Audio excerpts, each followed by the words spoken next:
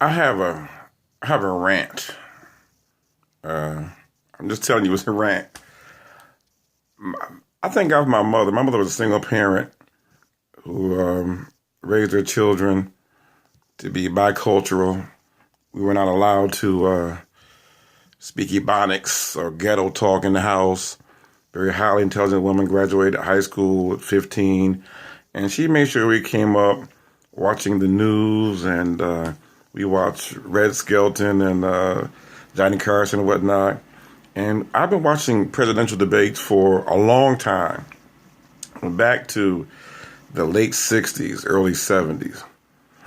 I have to tell you, I have never seen such a dysfunctional lot in my life as I've seen lately when it comes down to the Republican Party. Gentlemen, and I use that term very loosely, the charade that you put on March 3rd was despicable. Have you no shame? Really? You all were talking about the size of each other's genitalia, the size of your hands. Donald Trump, you talked about a woman's monthly cycle. You you you you talked about a man falling to his knees in front of you for the endorsement. Really? You want to be the president of the United States? Mr. Rubio, Mr. Cruz, have you all no dignity? You had to have shamed your parents. What kind of raising did you all have? You are vying for the highest office in the land, to be the president of the United States of America, leader of the free world. But you're talking like you all are in a locker room of a football team, a JV football team. It is despicable. It's despicable what I've heard from you all, hollering like you're in a bar and cutting each other off and hurling insults. What has that to do with policy and vision and judgment and where you want to take America? It was shameful. I have almost 100 nieces and nephews. You know, if I had children watching that debate, I would rather watch the Housewives of Atlanta than to watch you all stand up there, men with degrees, billionaires, congressmen, senators, standing on that stage, acting like buffoons. Stop it. It's shameful. You are a supposedly educated man. You're bragging about your Ivy League education, but you act like you're in Compton about to shoot each other, talking like you have no education, no dignity. You act as though you had no raising. What is the matter with you all? People are watching you. All over the world, folks are watching you. But all you can talk about is some undignified garbage. Stop it. March 3rd was terrible. It should go down in infamy. It's one of the worst days in modern day politics.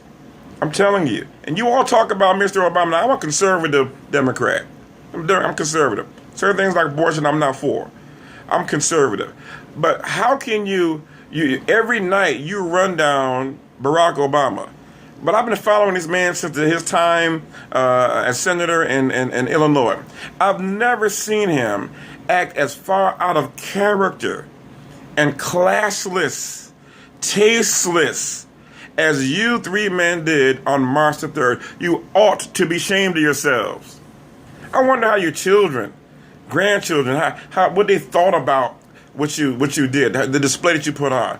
I wonder what history will do when it looks back and see the antics that you all put forth on March the 3rd.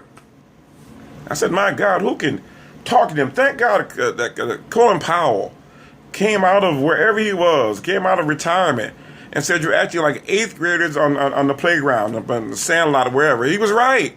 He was right.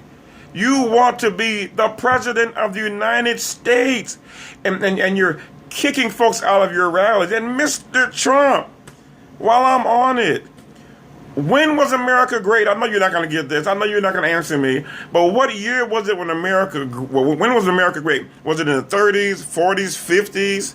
And who was it great for? How were people of color being treated during that time, sir?